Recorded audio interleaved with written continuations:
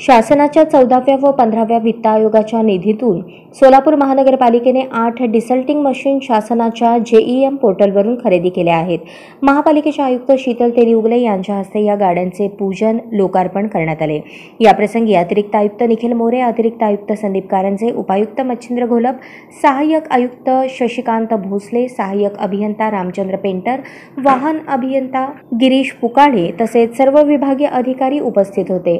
सोलापूर महानगरपालिकेचे आयुक्त शीतल तेलीउगले यांच्या आदेशानुसार अतिरिक्त आयुक्त संदीप कारंजे यांच्या मार्गदर्शनाखाली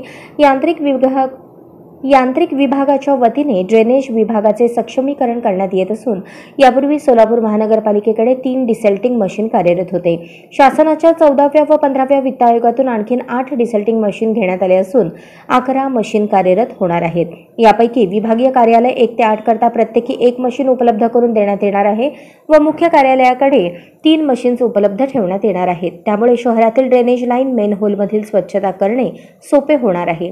या मशीनमुळे आता कर्मचाऱ्यांच्या मेनहोलमध्ये उतरून धोकादायक काम टाळले जाऊन या मशीनद्वारे शहरातील मेनहोलमधील गाळ काढण्याचे काम जलद गतीने करता येणार आहे। या मशीनमुळे सफाई मित्रांवरील ताण कमी होऊन ड्रेनेज बाबतीत प्राप्त होणाऱ्या तक्रारी जलद गतीने पूर्ण करता येणार आहेत।